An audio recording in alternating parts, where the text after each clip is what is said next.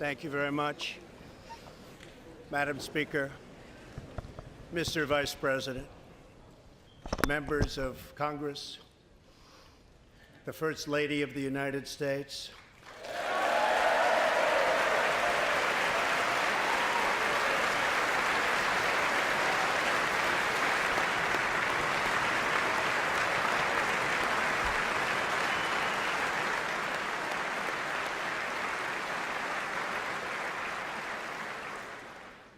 and my fellow Americans. We meet tonight at a moment of unlimited potential. As we begin a new Congress, I stand here ready to work with you to achieve historic breakthroughs for all Americans. Millions of our fellow citizens are watching us now gathered in this great chamber, hoping that we will govern not as two parties, but as one nation.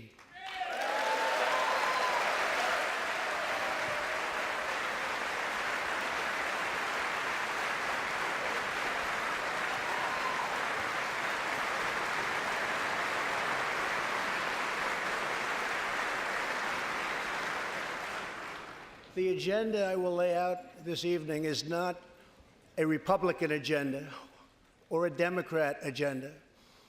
It's the agenda of the American people. Many of us have campaigned on the same core promises to defend American jobs and demand fair trade for American workers, to rebuild and revitalize our nation's infrastructure, to reduce the price of health care and prescription drugs, to create an immigration system that is safe, lawful, modern, and secure, and to pursue a foreign policy that puts America's interest first. There is a new opportunity in American politics if only we have the courage together to seize it.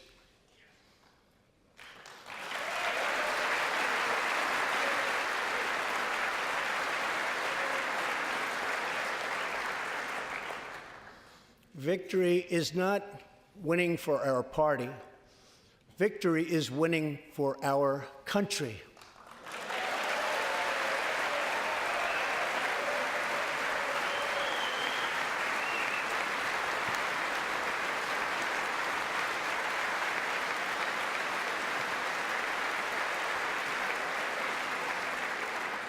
This year, America will recognize two important anniversaries that show us the majesty of America's mission and the power of American pride.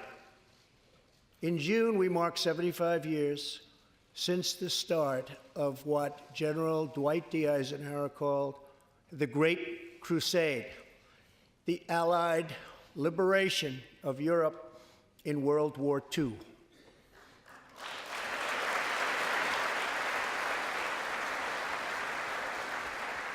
On D-Day, June 6, 1944, 15,000 young American men jumped from the sky, and 60,000 more stormed in from the sea to save our civilization from tyranny. Here with us tonight are three of those incredible heroes. Private First Class Joseph Riley, Staff Sergeant Irving Locker, and Sergeant Herman Zaitchik. Please.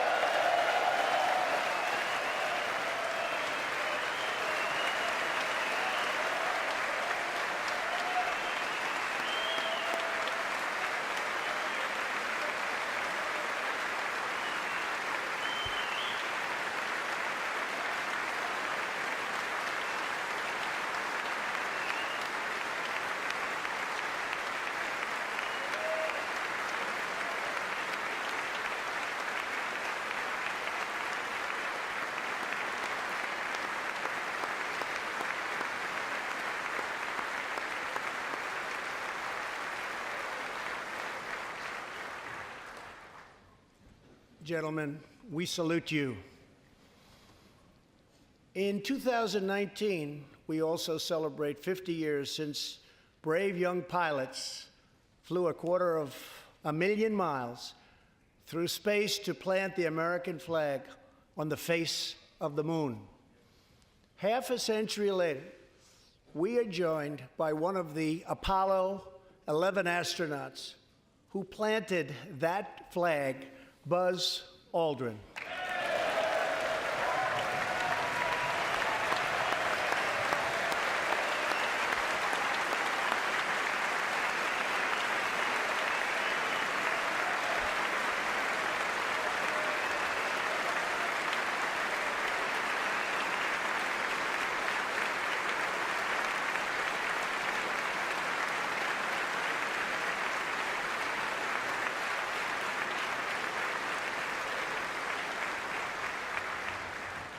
Thank you, Buzz.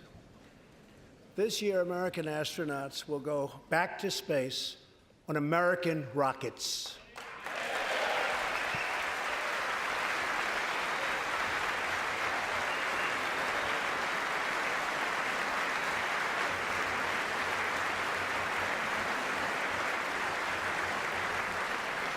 In the 20th century, America saved freedom, transformed science, redefined the middle class, and when you get down to it, there's nothing anywhere in the world that can compete with America.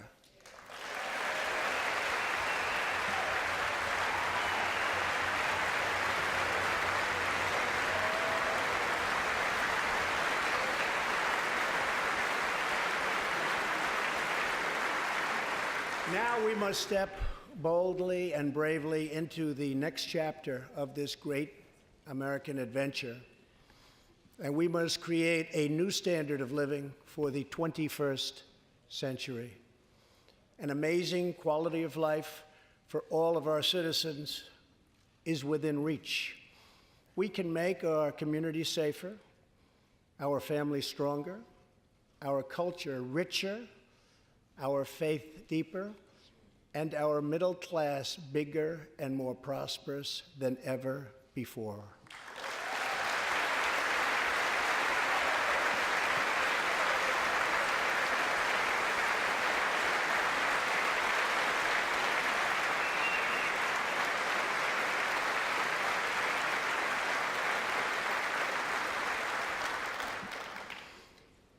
But we must reject the politics of revenge, resistance, and retribution, and embrace the boundless potential of cooperation, compromise, and the common good.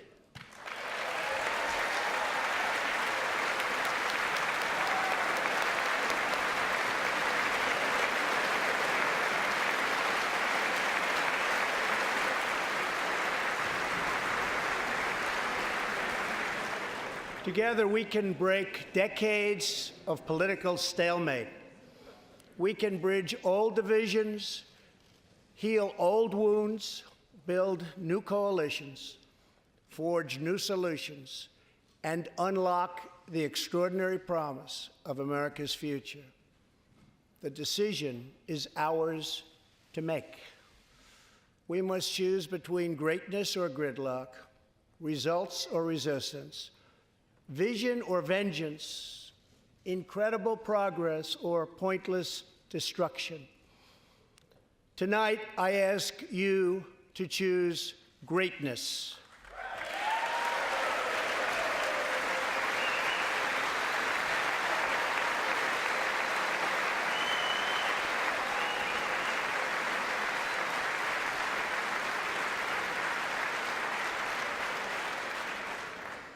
Over the last 2 years, my administration has moved with urgency and historic speed to confront problems neglected by leaders of both parties over many decades.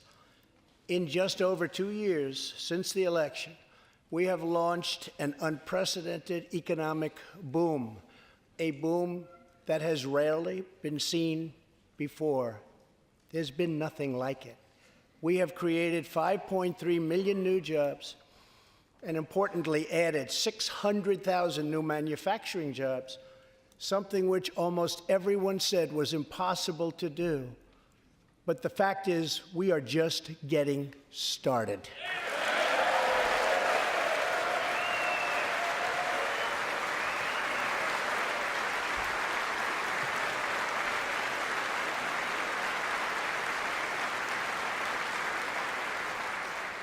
Wages are rising at the fastest pace in decades and growing for blue-collar workers who I promised to fight for. They're growing faster than anyone else thought possible. Nearly 5 million Americans have been lifted off food stamps.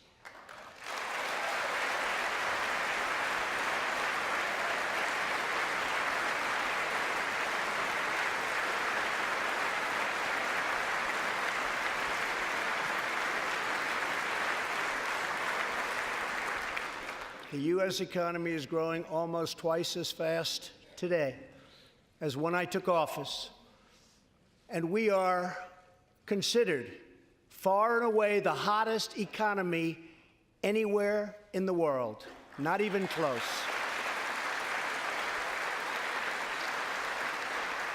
Unemployment has reached the lowest rate in over half a century.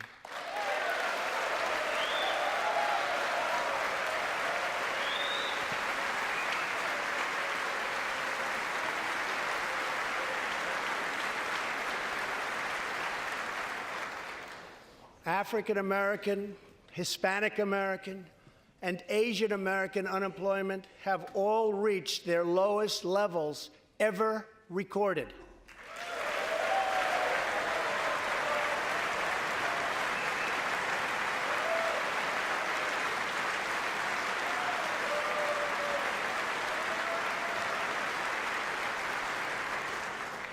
Unemployment for Americans with disabilities has also reached an all-time low.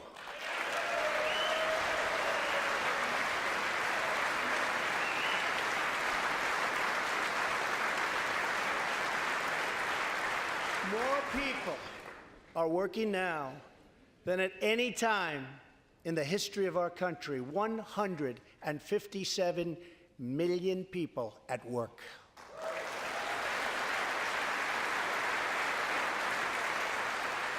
We passed a massive tax cut for working families and doubled the child tax credit.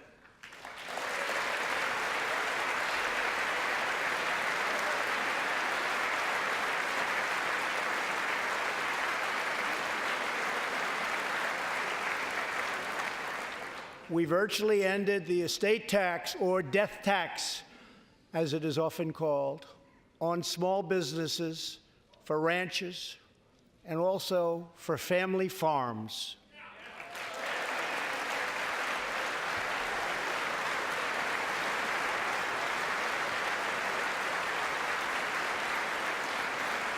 We eliminated the very unpopular Obamacare individual mandate penalty.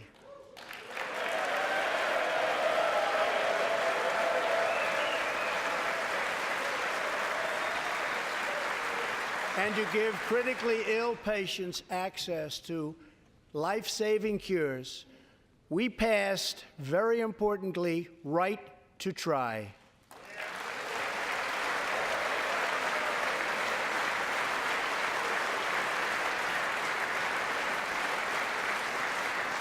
My administration has cut more regulations in a short period of time than any other administration during its entire tenure.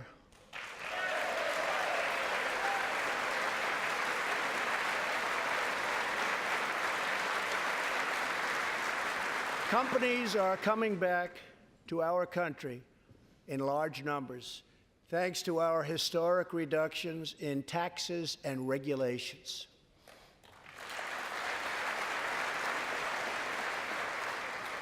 And we have unleashed a revolution in American energy. The United States is now the #1 producer of oil and natural gas anywhere in the world.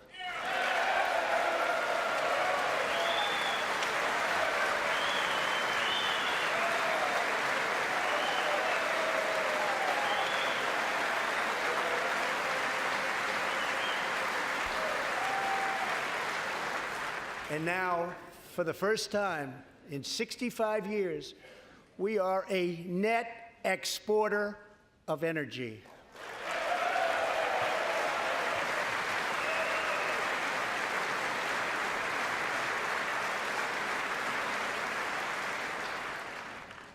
After 24 months of rapid progress, our economy is the envy of the world. Our military is the most powerful on earth by far. And America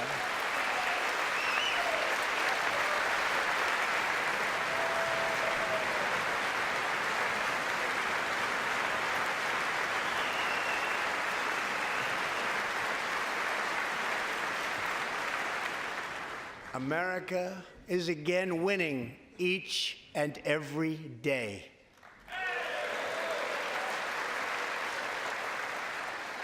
Members of Congress, the state of our union is strong.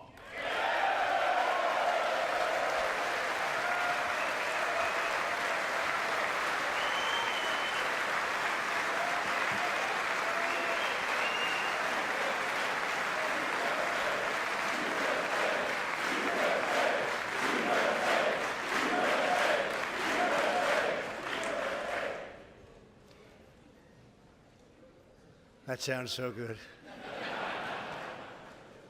Our country is vibrant, and our economy is thriving like never before. On Friday, it was announced that we added another 304,000 jobs last month alone, almost double the number expected.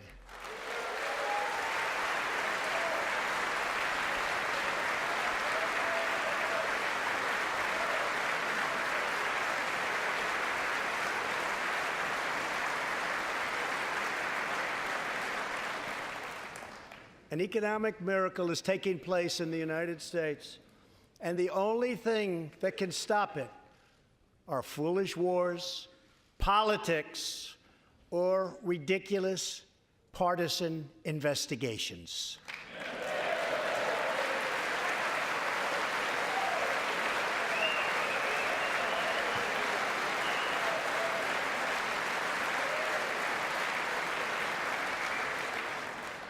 If there is going to be peace and legislation, there cannot be war and investigation.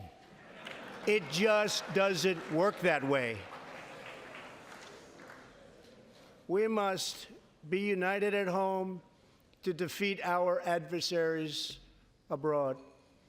This new era of cooperation can start with finally confirming the more than 300 highly qualified nominees who are still stuck in the Senate, in some cases years and years waiting. Not right.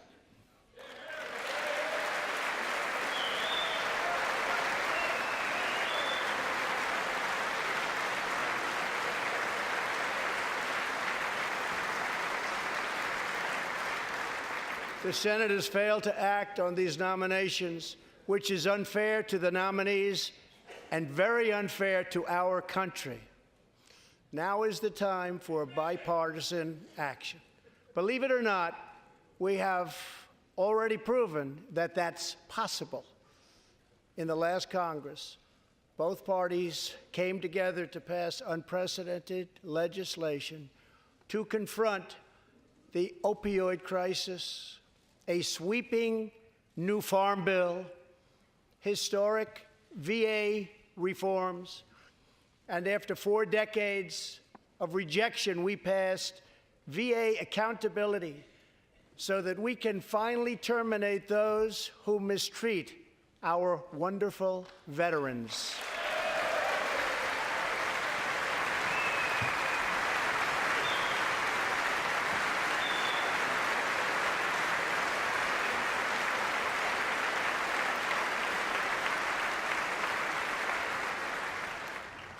And just weeks ago, both parties united for groundbreaking criminal justice reform. They said it couldn't be done.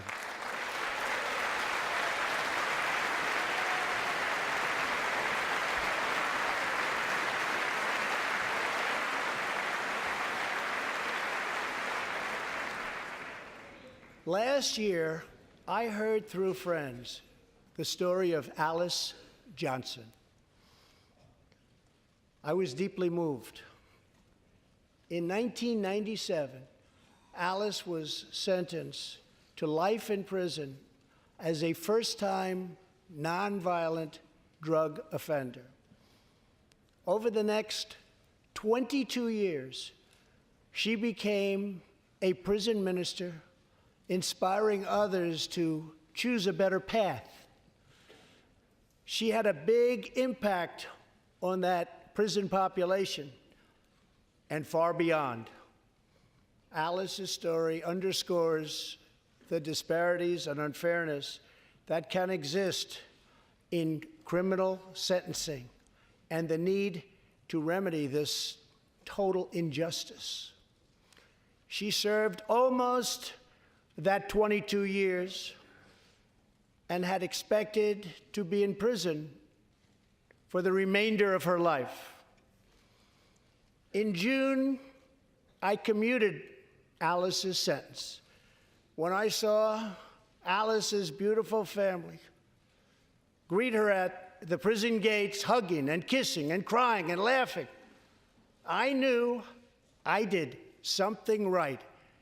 Alice is with us tonight, and she is a terrific woman. Terrific. Alice, please.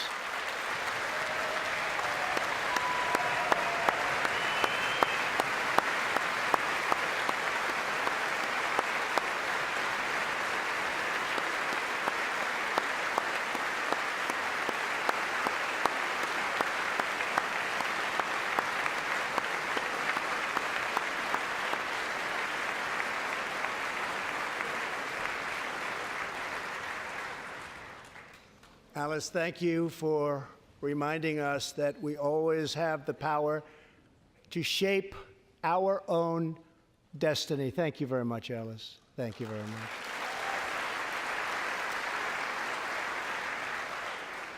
Inspired by stories like Alice's, my administration worked closely with members of both parties to sign the First Step Act into law. Big deal. It's a big deal.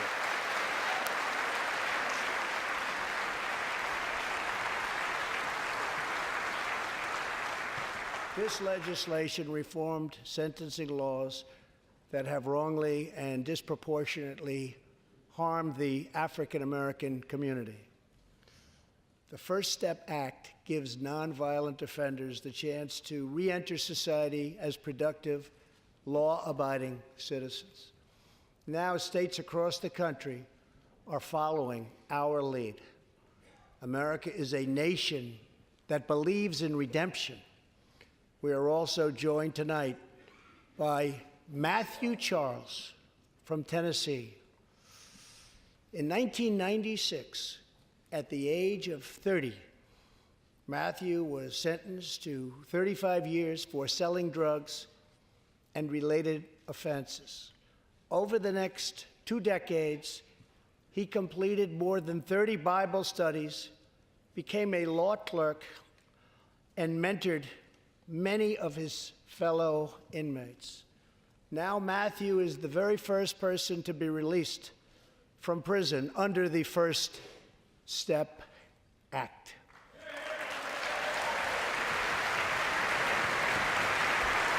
Matthew, please.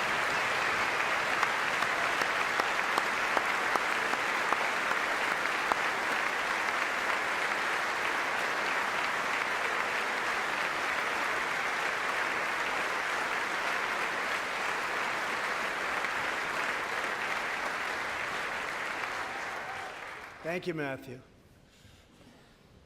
Welcome home.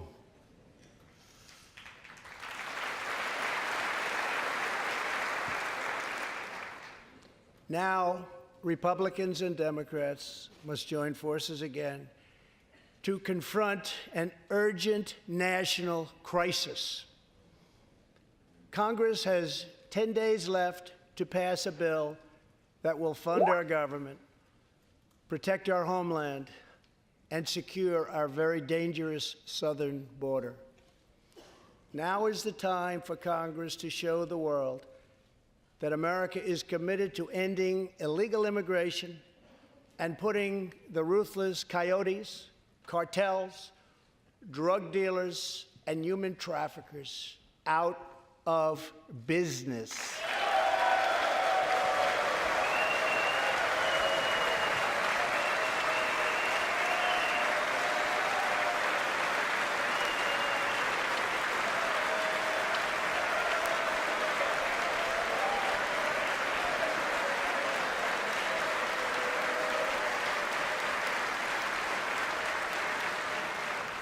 As we speak, large, organized caravans are on the march to the United States. We have just heard that Mexican cities, in order to remove the illegal immigrants from their communities, are getting trucks and buses to bring them up to our country in areas where there is little border protection. I have ordered another 3,750 troops to our southern border to prepare for this tremendous onslaught. This is a moral issue. The lawless state of our southern border is a threat to the safety, security, and financial well-being of all America. We have a moral duty to create an immigration system that protects the lives and jobs of our citizens. This includes our obligation to the millions of immigrants living here today who followed the rules and respected our laws. Legal immigrants enrich our nation and strengthen our society in countless ways.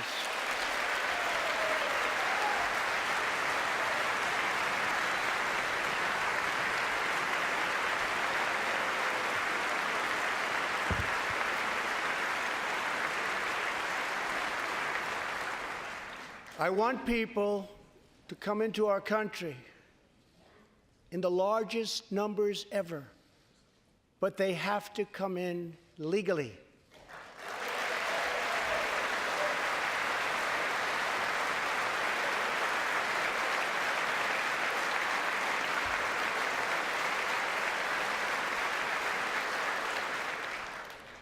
Tonight, I am asking you to defend our very dangerous southern border out of love and devotion to our fellow citizens and to our country. No issue better illustrates the divide between America's working class and America's political class than illegal immigration. Wealthy politicians and donors push for open borders while living their lives behind walls and gates and guards.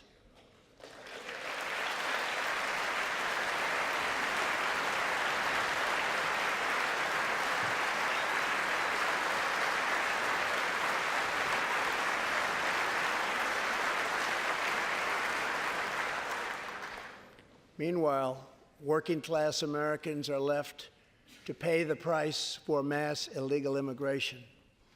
Reduced jobs, lower wages, overburdened schools, hospitals that are so crowded you can't get in, increased crime, and a depleted social safety net. Tolerance for illegal immigration is not compassionate. It is actually very cruel.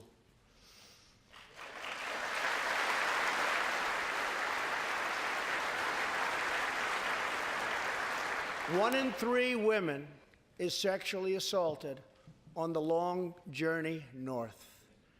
Smugglers use migrant children as human pawns to exploit our laws and gain access to our country.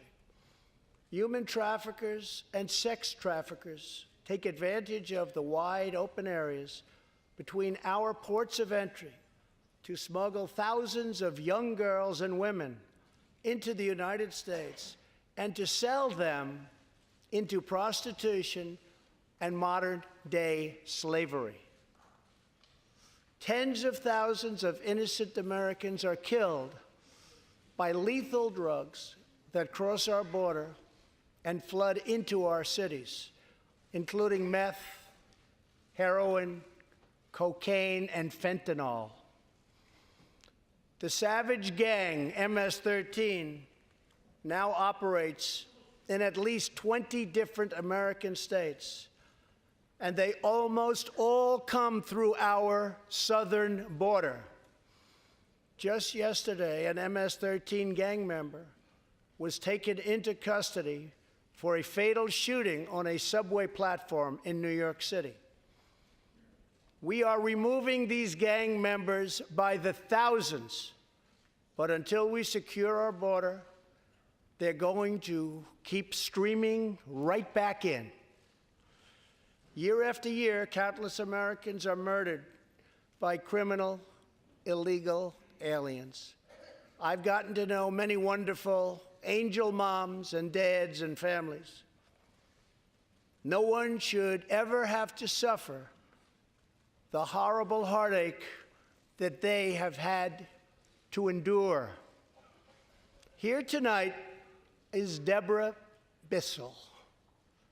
Just 3 weeks ago, Deborah's parents, Gerald and Sharon, were burglarized and shot to death in their Reno, Nevada home by an illegal alien.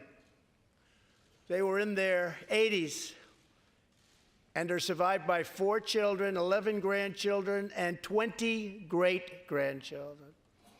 Also here tonight are Gerald and Sharon's granddaughter, Heather, and great-granddaughter, Madison.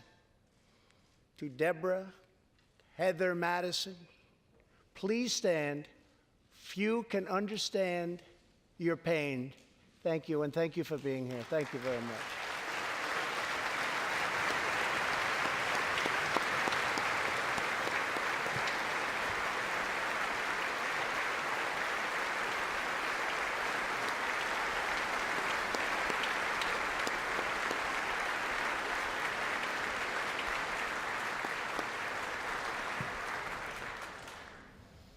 I will never forget, and I will fight for the memory of Gerald and Sharon, that it should never happen again. Not one more American life should be lost because our nation failed to control its very dangerous border. In the last 2 years, our brave ICE officers made 266,000 arrests of criminal aliens, including those charged or convicted of nearly 100,000 assaults, 30,000 sex crimes, and 4,000 killings or murders. We are joined tonight by one of those law enforcement heroes, ICE Special Agent Elvin Hernandez. When Elvin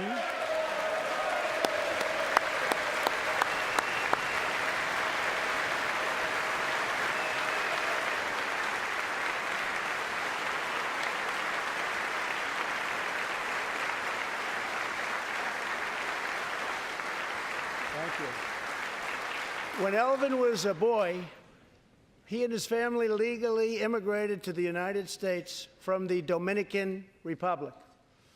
At the age of 8, Elvin told his dad he wanted to become a special agent.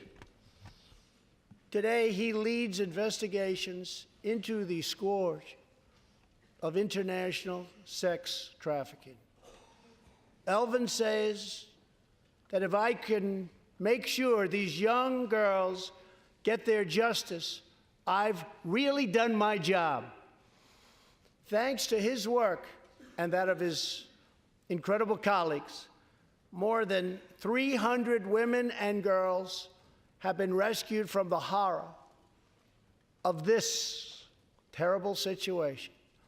And more than 1,500 sadistic traffickers have been put behind bars.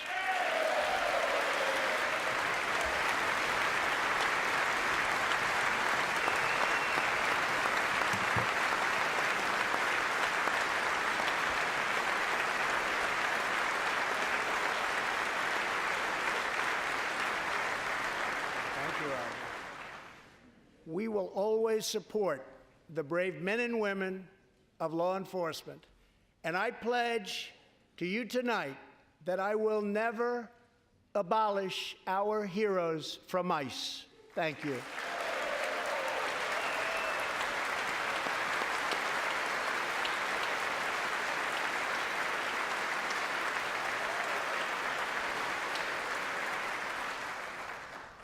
My administration has sent to Congress a common-sense proposal to end the crisis on the southern border. It includes humanitarian assistance, more law enforcement, drug detection at our ports, closing loopholes that enable child smuggling, and plans for a new physical barrier or wall to secure the vast areas between our ports of entry. In the past, most of the people in this room voted for a wall, but the proper wall never got built. I will get it built.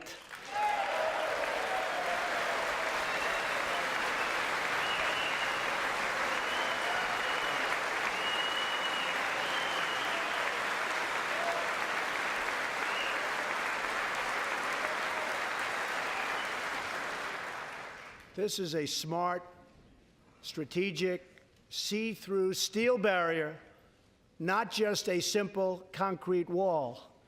It will be deployed in the areas identified by the border agents as having the greatest need, and these agents will tell you where walls go up, illegal crossings go way, way down.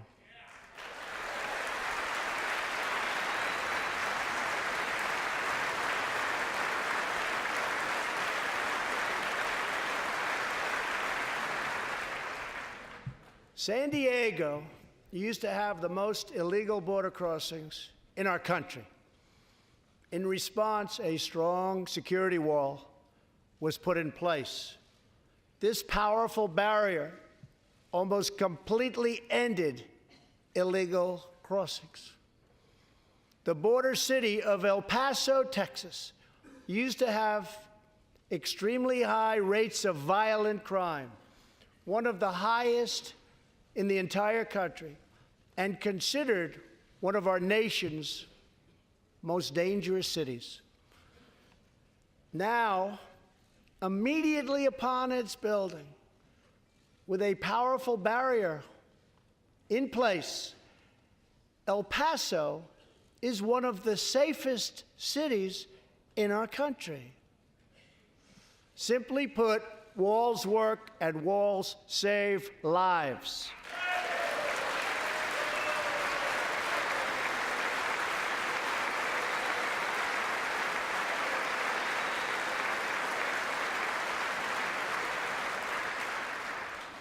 So let's work together, compromise, and reach a deal that will truly make America safe.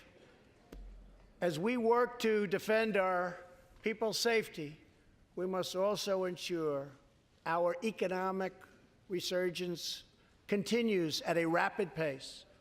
No one has benefited more from our thriving economy than women, who have filled 58% of the newly created jobs last year.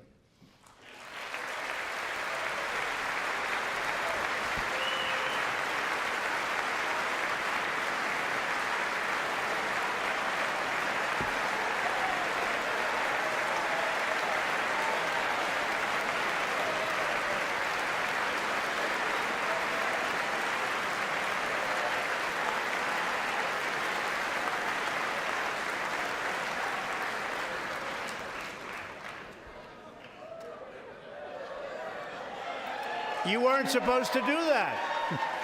Thank you very much. Thank you very much.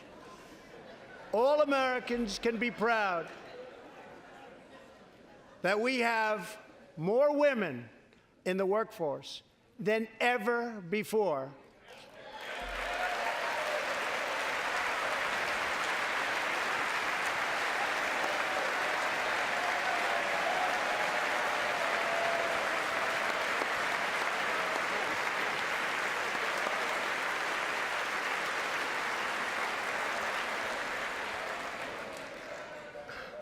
Don't sit yet. You're going to like this. And exactly 1 century after Congress passed the constitutional amendment giving women the right to vote, we also have more women serving in Congress than at any time before.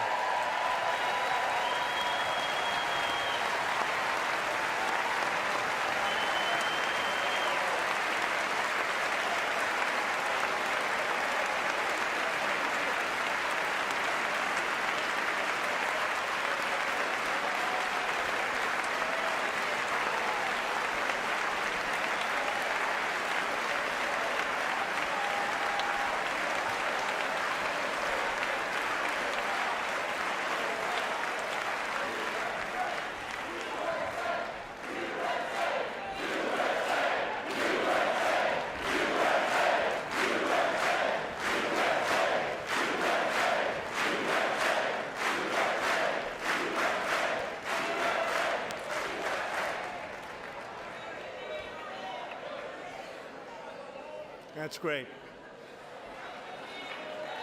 Very great. And congratulations. That's great. As part of our commitment to improving opportunity for women everywhere, this Thursday, we are launching the first ever government-wide initiative focused on economic empowerment for women in developing countries. To build on, thank you.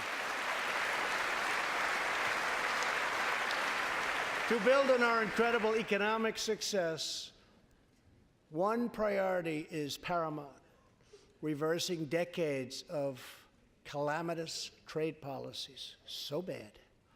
We are now making it clear to China that after years of targeting our industries and stealing our intellectual property, the theft of American jobs and wealth has come to an end.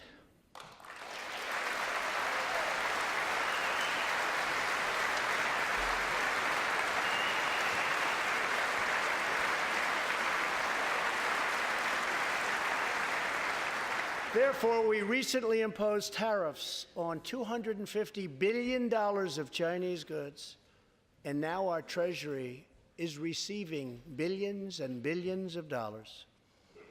But I don't blame China for taking advantage of us. I blame our leaders and representatives for allowing this travesty to happen. I have great respect for President Xi, and we are now working on a new trade deal with China. But it must include real structural change to end unfair trade practices, reduce our chronic trade deficit, and protect American jobs.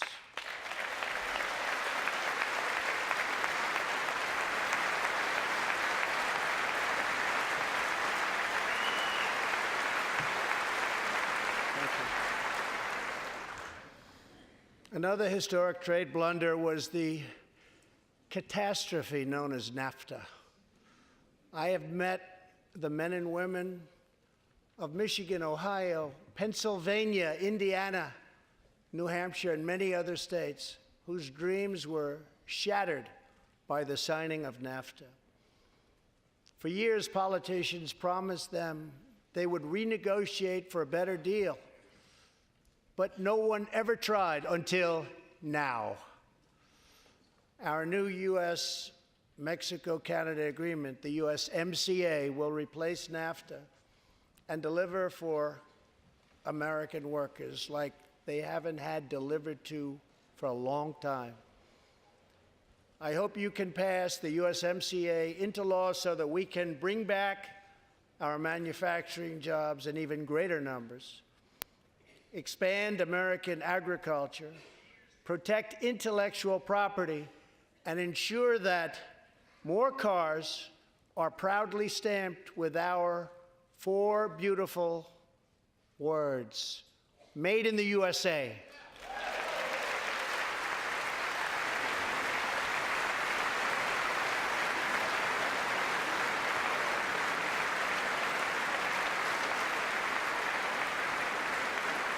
Tonight, I am also asking you to pass the United States Reciprocal Trade Act so that if another country places an unfair tariff on an American product, we can charge them the exact same tariff on the exact same product that they sell to us.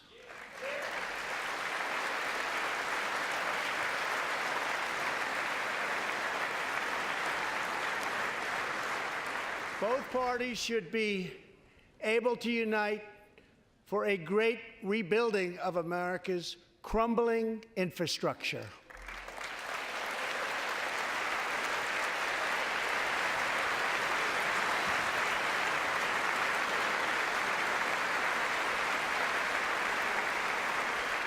I know that Congress is eager to pass an infrastructure bill, and I am eager to work with you on legislation to deliver new and important infrastructure investment, including investments in the cutting-edge industries of the future. This is not an option. This is a necessity. The next major priority for me and for all of us should be to lower the cost of health care and prescription drugs and to protect patients with pre-existing conditions.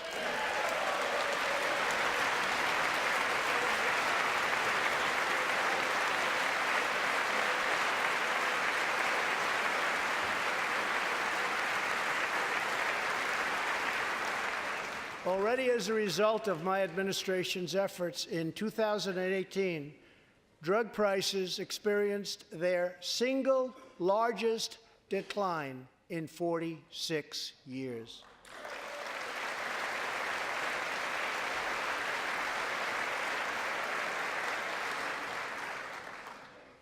But we must do more. It's unacceptable that Americans pay vastly more than people in other countries for the exact same drugs, often made in the exact same place. This is wrong, this is unfair, and together we will stop it, and we'll stop it fast.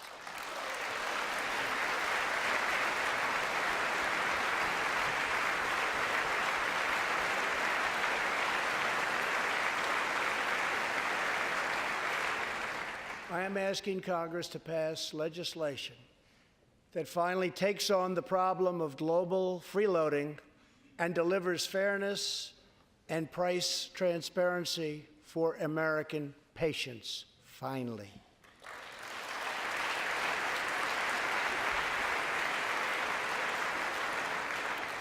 We should also require drug companies, insurance companies, and hospitals to disclose real prices to foster competition and bring costs way down.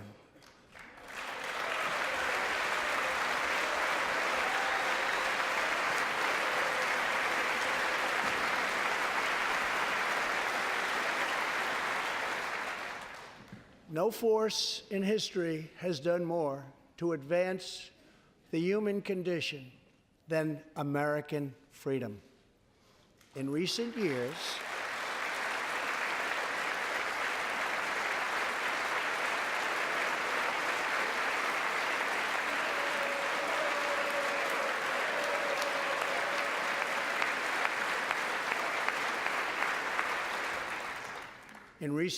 we have made remarkable progress in the fight against HIV and AIDS. Scientific breakthroughs have brought a once distant dream within reach. My budget will ask Democrats and Republicans to make the needed commitment to eliminate the HIV epidemic in the United States within 10 years. We have made incredible strides, incredible.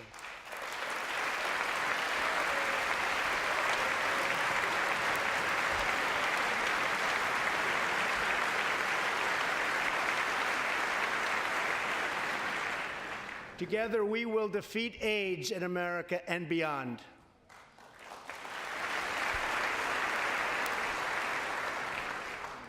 Tonight, I am also asking you to join me in another fight that all Americans can get behind, the fight against childhood cancer.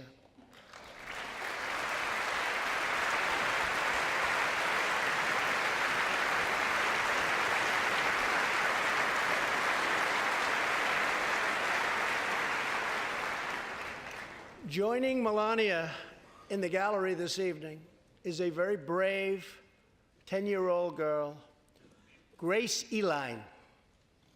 Every birthday,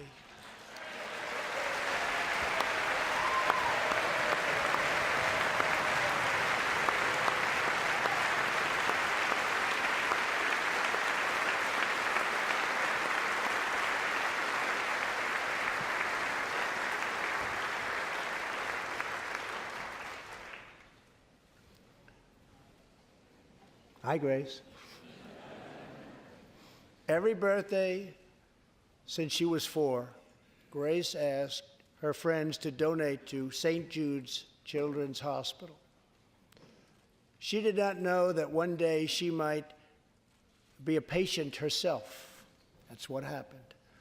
Last year, Grace was diagnosed with brain cancer. Immediately, she began radiation treatment. At the same time, she rallied her community and raised more than $40,000 for the fight against cancer.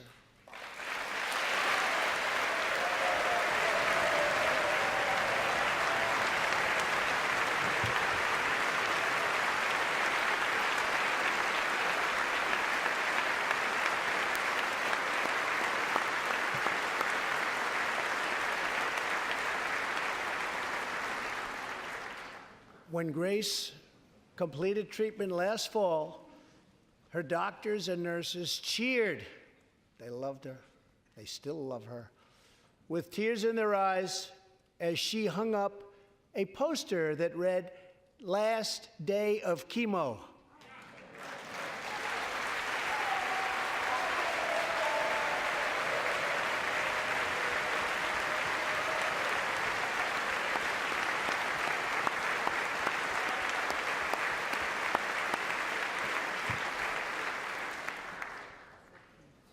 Thank you very much, Grace. You are a great inspiration to everyone in this room. Thank you very much.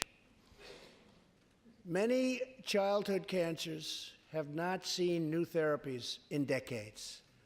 My budget will ask Congress for $500 million over the next 10 years to fund this critical life-saving research.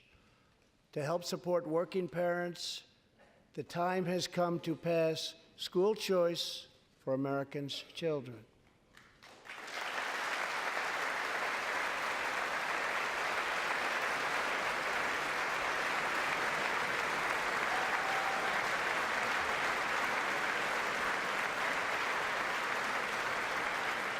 I am also proud to be the first president to include in my budget a plan for nationwide paid family leave so that every new parent has the chance to bond with their newborn child.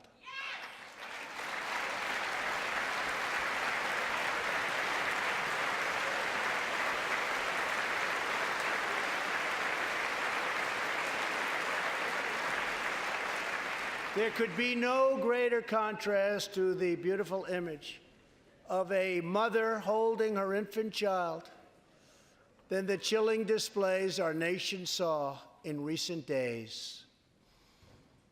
Lawmakers in New York cheered with delight upon the passage of legislation that would allow a baby to be ripped from the mother's womb moments from birth. These are living, feeling, beautiful babies who will never get the chance to share their love and their dreams with the world. And then we had the case of the governor of Virginia, where he stated he would execute a baby after birth.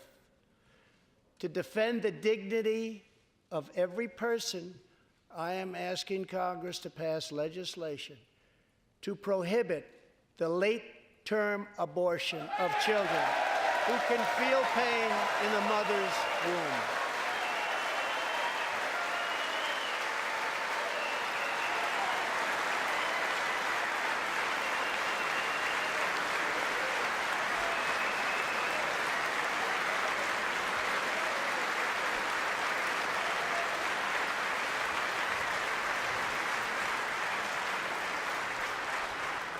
Let us work together to build a culture that cherishes innocent life.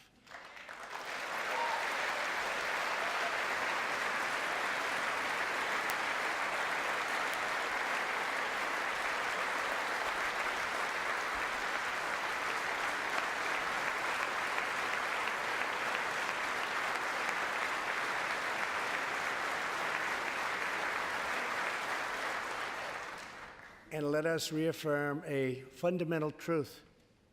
All children, born and unborn, are made in the holy image of God.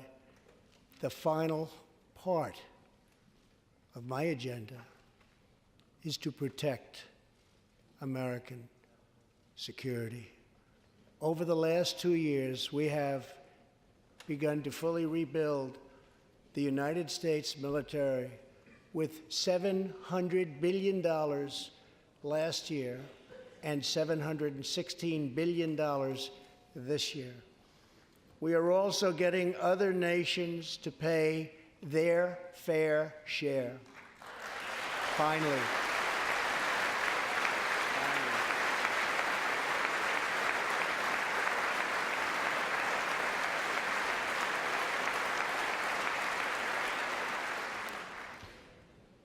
For years, the United States was being treated very unfairly by friends of ours, members of NATO. But now we have secured, over the last couple of years, more than $100 billion of increase in defense spending from our NATO allies. They said it couldn't be done.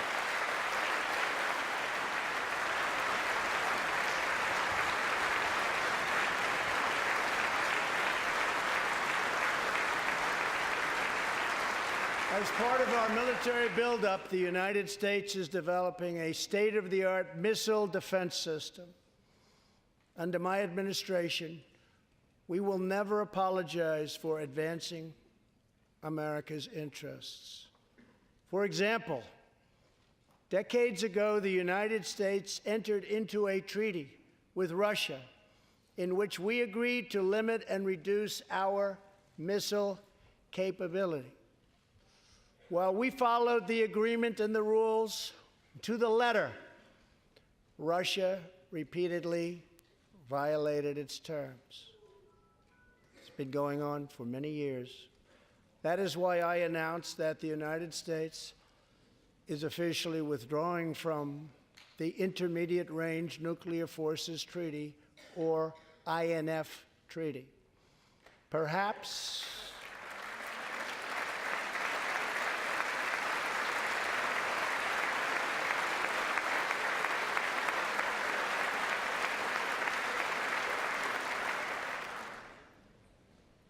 we really have no choice. Perhaps we can negotiate a different agreement, adding China and others, or perhaps we can't, in which case we will outspend and out-innovate all others by far.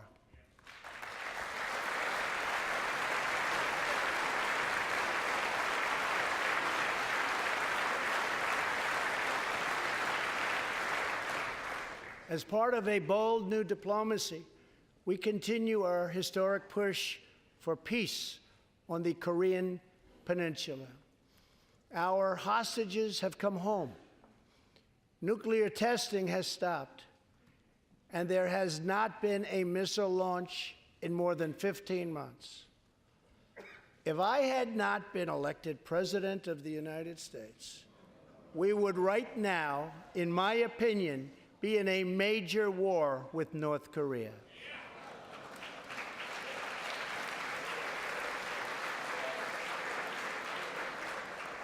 Much work remains to be done, but my relationship with Kim Jong-un is a good one. Chairman Kim and I will meet again on February 27th and 28th in Vietnam.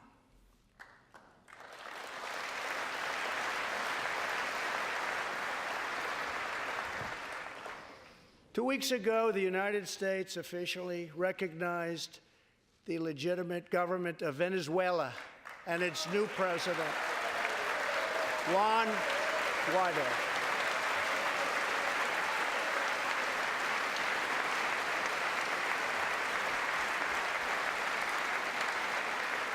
We stand with the Venezuelan people in their noble quest for freedom, and we condemn the brutality of the Maduro regime, whose socialist policies have turned that nation from being the wealthiest in South America into a state of abject poverty and despair.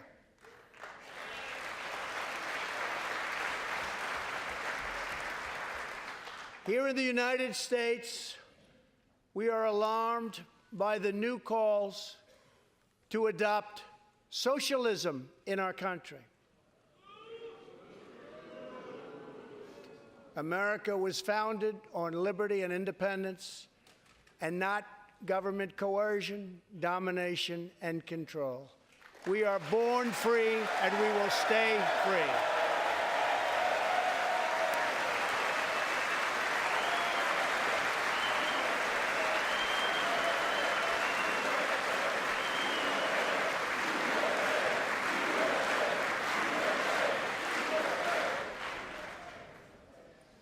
Tonight, we renew our resolve that America will never be a socialist country.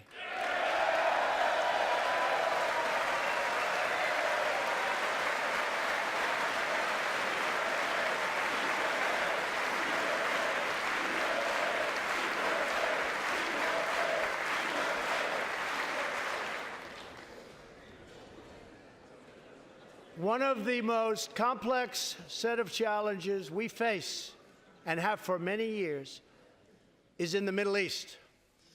Our approach is based on principled realism, not discredited theories that have failed for decades to yield progress. For this reason, my administration recognized the true capital of Israel and proudly opened the American embassy in Jerusalem.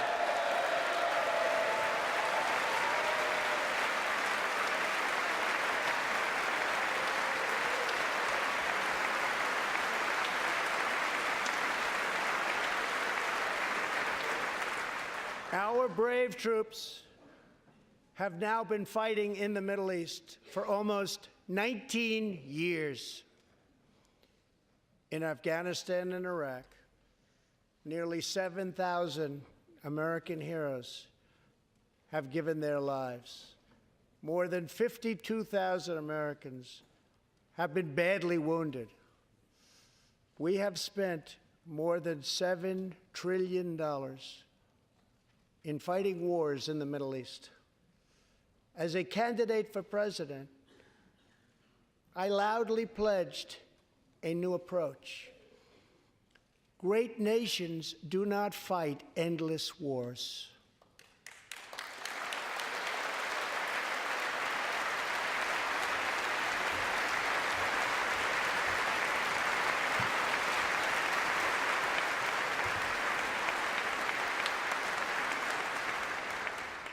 When I took office, ISIS controlled more than 20,000 square miles in Iraq and Syria just 2 years ago. Today, we have liberated virtually all of the territory from the grip of these bloodthirsty monsters. Now, as we work with our allies to destroy the remnants of ISIS, it is time to give our brave warriors in Syria a warm welcome home. I have also accelerated our negotiations to reach, if possible, a political settlement in Afghanistan. The opposing side is also very happy to be negotiating. Our troops have fought with unmatched valor, and thanks to their bravery, we are now able to pursue a possible political solution to this long and bloody conflict.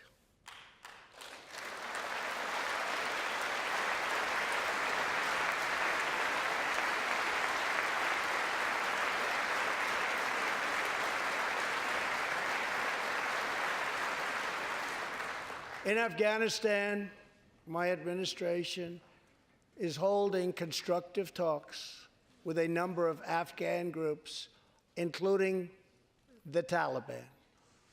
As we make progress in these negotiations, we will be able to reduce our troops' presence and focus on counterterrorism, and we will indeed focus on counterterrorism. We do not know whether we'll achieve an agreement, but we do know that after 2 decades of war, the hour has come to at least try for peace, and the other side would like to do the same thing. It's time.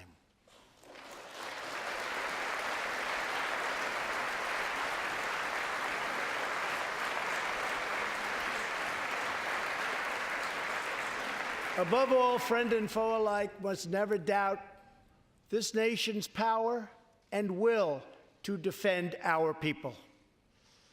18 years ago, violent terrorists attacked the USS Cole, and last month, American forces killed one of the leaders of that attack.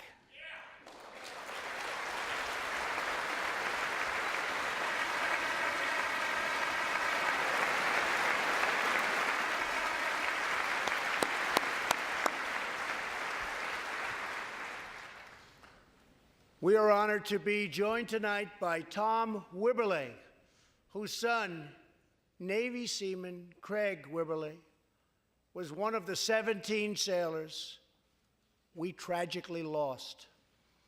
Tom, we vow to always remember the heroes of the USS Cole. Thank you, Tom.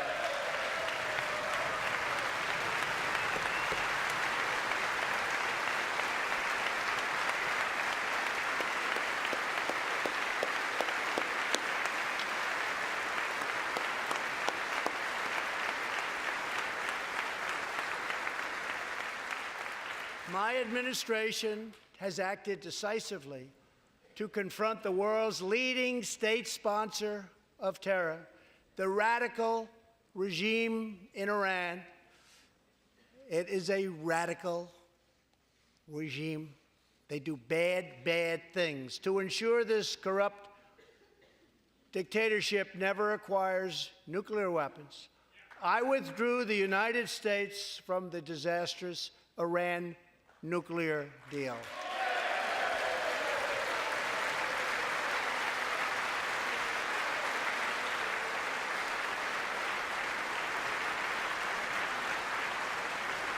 And last fall, we put in place the toughest sanctions ever imposed by us on a country. We will not avert our eyes from a regime that chants death to America and threatens genocide against the Jewish people.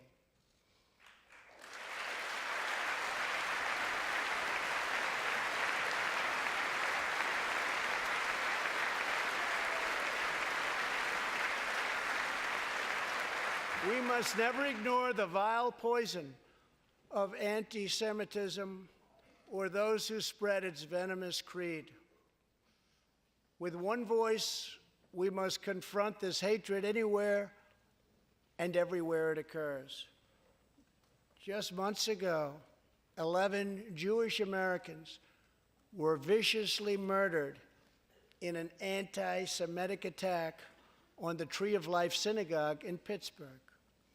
SWAT officer Timothy Matson raced into the gunfire and was shot 7 times chasing down the killer, and he was very successful. Timothy has just had his 12th surgery, and he's going in for many more. but he made the trip to be here with us tonight. Officer Mattson, please.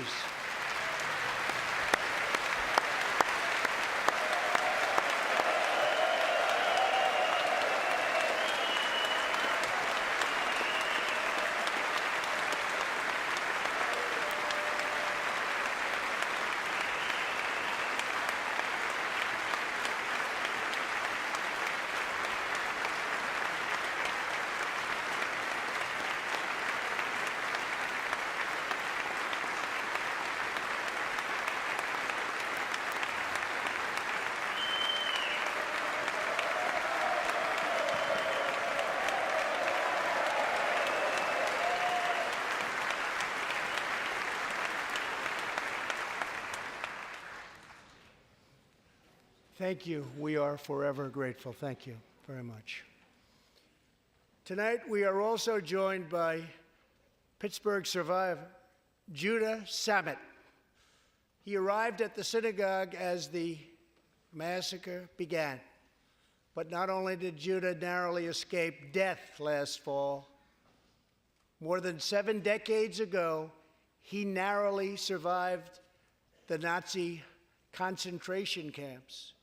Today is Judah's 81st birthday.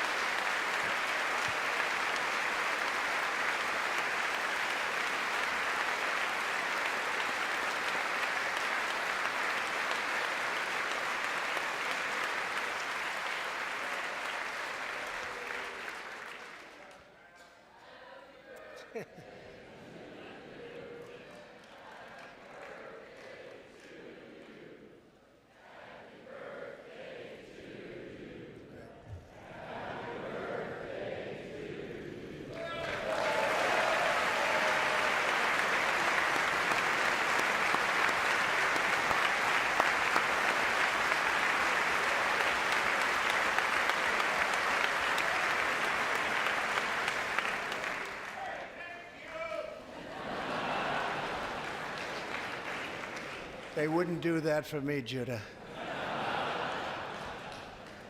Judah says he can still remember the exact moment nearly 75 years ago, after 10 months in a concentration camp, when he and his family were put on a train and told they were going to another camp. Suddenly, the train screeched to a very strong halt. A soldier appeared. Judah's family braced for the absolute worst. Then his father cried out with joy, "It's the Americans! It's the Americans!"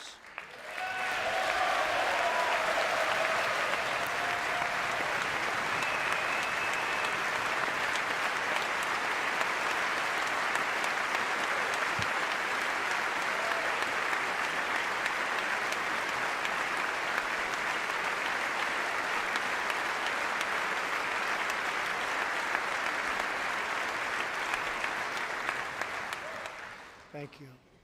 A second Holocaust survivor who is here tonight, Joshua Kaufman, was a prisoner at Dachau.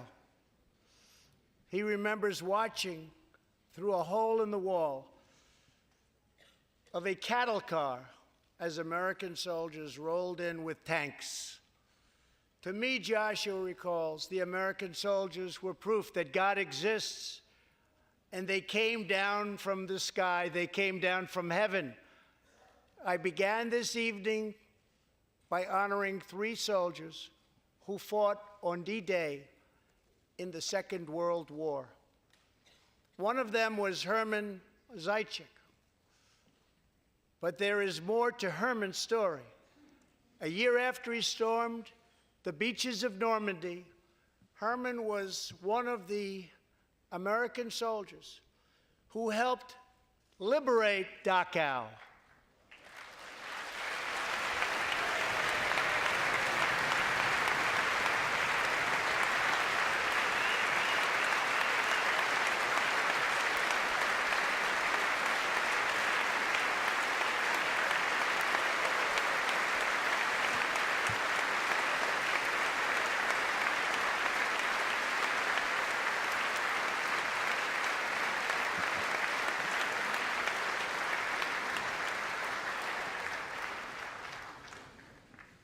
He was one of the Americans who helped rescue Joshua from that hell on earth. Almost 75 years later, Herman and Joshua are both together in the gallery tonight, seated side by side, here in the home of American freedom. Herman and Joshua, your presence this evening is very much appreciated. Thank you very much.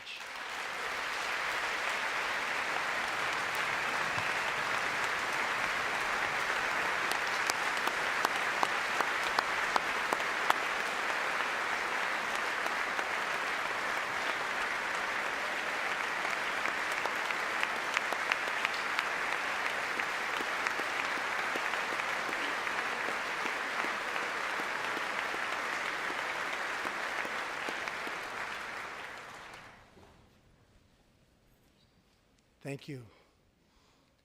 When American soldiers set out beneath the dark skies over the English Channel in the early hours of D-Day 1944, they were just young men of 18 and 19 hurtling on fragile landing craft toward the most momentous battle in the history of war.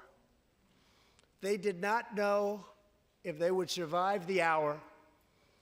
They did not know if they would grow old, but they knew that America had to prevail.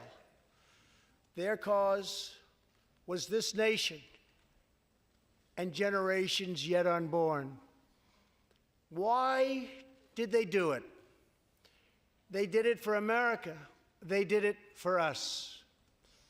Everything that has come since our triumph over communism, our giant leaps of science and discovery, our unrivaled progress towards equality and justice, all of it is possible thanks to the blood and tears and courage and vision of the Americans who came before.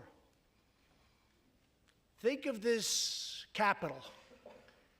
Think of this very chamber where lawmakers before you voted to end slavery, to build the railroads and the highways, and defeat fascism, to secure civil rights, and to face down evil empires. Here tonight, we have legislators from across this magnificent republic. You have come from the rocky shores of Maine and the volcanic peaks of Hawaii, from the snowy woods of Wisconsin and the red deserts of Arizona, from the green farms of Kentucky and the golden beaches of California. Together, we represent the most extraordinary nation in all of history. What will we do with this moment? How will we be remembered? I ask the men and women of this Congress, look at the opportunities before us. Our most thrilling achievements are still ahead. Our most exciting journeys still await. Our biggest victories are still to come. We have not yet begun to dream. We must choose whether we are defined by our differences or whether we dare to transcend them. We must choose whether we squander our great inheritance or whether we proudly declare that we are Americans. We do the incredible.